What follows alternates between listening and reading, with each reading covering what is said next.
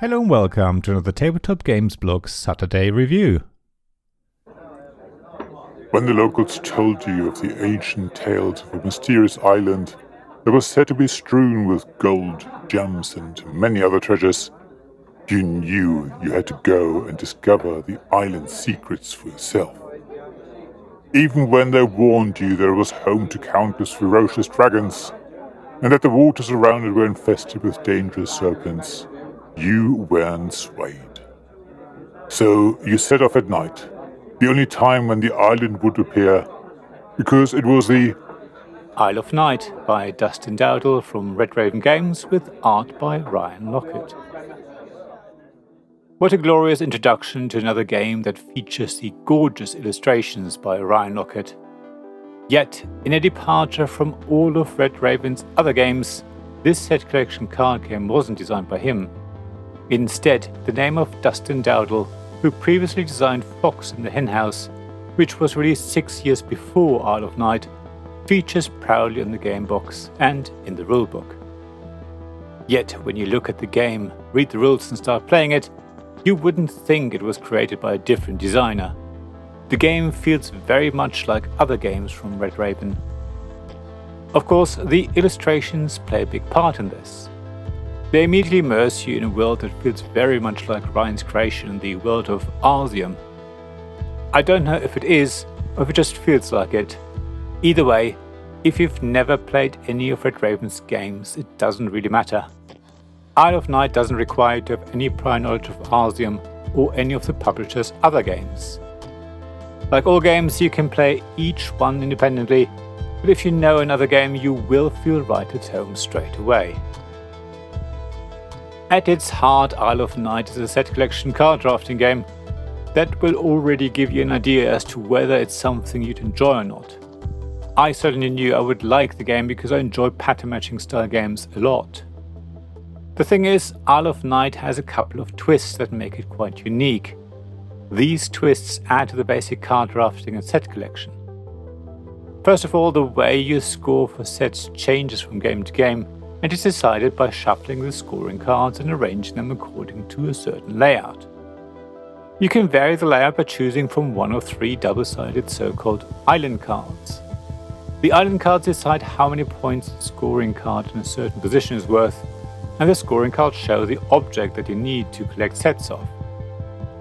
It's a bit hard to explain, but one of the island cards asks you to arrange 7 scoring cards in a 1-2-2-1-1 pattern.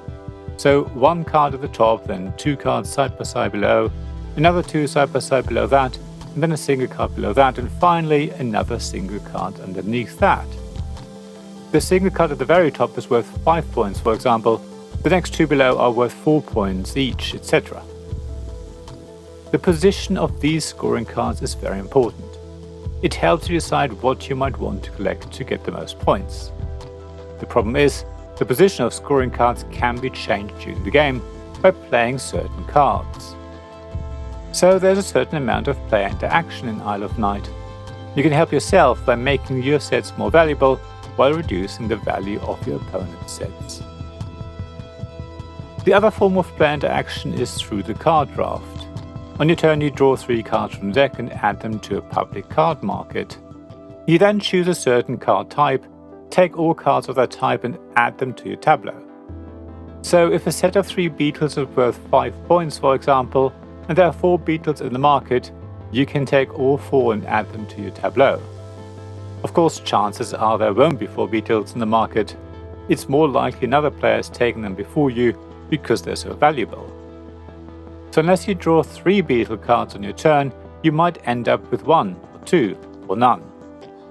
As the card market grows, the decision of which cards you take becomes harder. There will be more good options on offer. Whether you are better off taking high-scoring beetles or the cards that allow you to swap the scoring cards and thereby reducing the value of beetles while at the same time increasing the value of the other sets you have in your tableau is usually not an easy decision. That decision becomes harder because there are also so-called location cards in Isle of Night, which either give you an ongoing ability, like being able to draw extra cards for example, or affect endgame scoring for you, like giving you extra points if you have the fewest cards, for example. There are also other restrictions for certain cards, which combined with the other decisions you have to make, turn what in many games is often a relatively simple card drafting choice into a much more difficult selection process. Yet Isle of Night isn't a brain burner. While the decisions are tough, they don't require endless consideration. So analysis paralysis shouldn't be an issue. The amount of thinking power needed is just right in my view for a game that lasts around half an hour. I would say it's on a par with 8-Minute Empire if you've played that.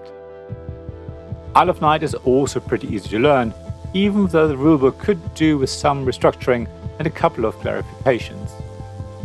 When I taught the game for the first time, I felt I had to explain every type of card and its effect, and there are 9 of them. That's a lot to take in. In reality though, you just need to explain the basics. As you play, everything quickly makes sense. You may have to refer to the rulebook a couple of times, but on your second game you should not need it any longer. The only other niggle I have is the amount of table space it needs. For what is basically a set of cards, Isle of Night likes to spread. It's more like an archipelago than a single island on the table. However, by stacking cards, you can compress things down. My wife and I were able to play it on a relatively small table this way. Overall, Isle of Night is a really lovely game, a perfect game to play a few times in an evening or to finish a game night.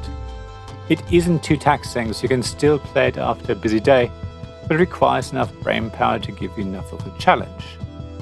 I think Red Raven Games has found a gem with this game. Now I wonder what Dustin's Fox in the Henhouse is all about.